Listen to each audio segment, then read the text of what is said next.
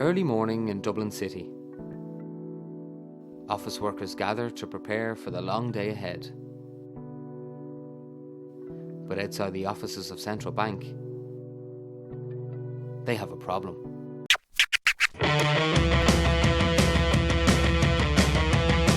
Street skaters, blatantly flaunting the bank's rules by skating around outside their premises.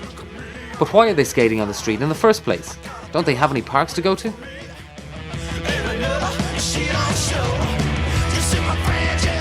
I prefer street skating because there's always new buildings going up. You can be creative, make up new tricks, do different things, and I don't know, it's just never ending.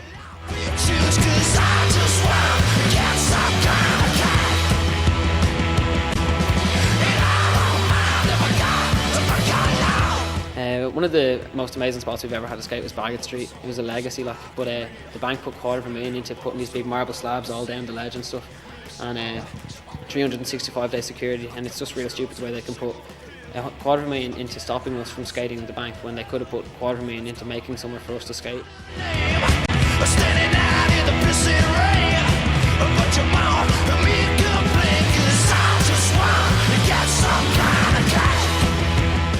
The guard gave out to me before for skating for holding a skateboard in my hand while there was a bum or a homeless person on the end of the ledge who was drinking beer and all, getting away with it, and he called me a tug, took my hat off and threw it on the ground, and he's a Gardaí and did it for no reason. We asked Central Bank for an interview on camera to give their side of the story. They refused, saying we do not wish to promote skateboarding outside our premises, as we consider it to be dangerous and unsafe. We will not promote such activity through participation in your programme. So, with Central Bank evidently not happy with young skateboarders skating around the outside of their office windows, we travelled north to Newcastle, County Down, to speak to Mike and Ryan, two skateboarders who decided to get up and do something about it. As well as petitioning the government to build skate parks for kids to use, they have also gone ahead and built a skate park in one of the world's most unique locations.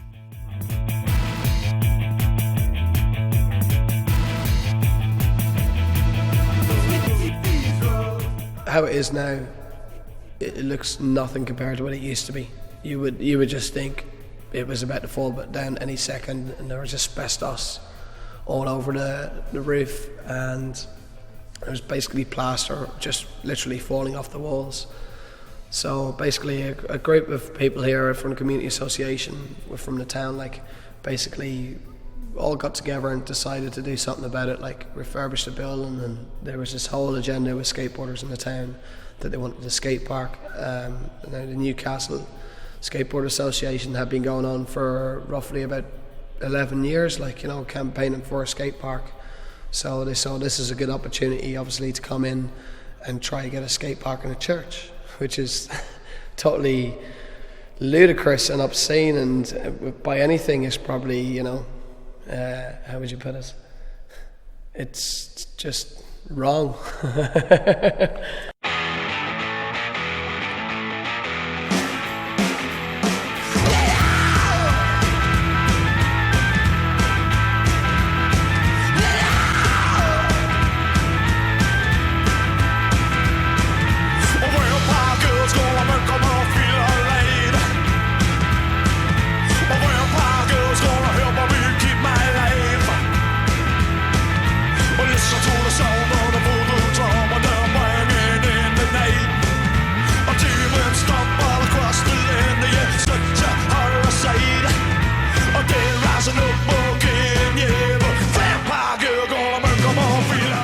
Every year, the government has a budget that they're going to spend, and at the end of the year, if there's any money left over in their coffers before their financial year ends, they will then allocate it to smaller projects.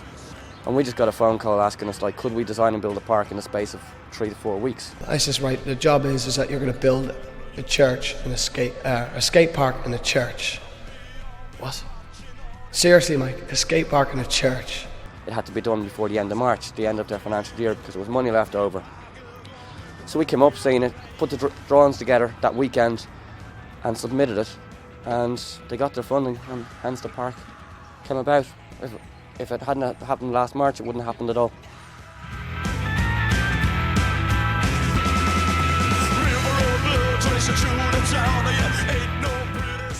the only skate park in a church on a full-time basis. Like, there's a couple of skate parks in America in like church halls that are only temporary, only put out there, but this is literally the only skate park in a church full-time. There's been €2 million put in by the Environmental Agency to build skate parks in the Republic. So they've been built all around the major cities and towns throughout Ireland.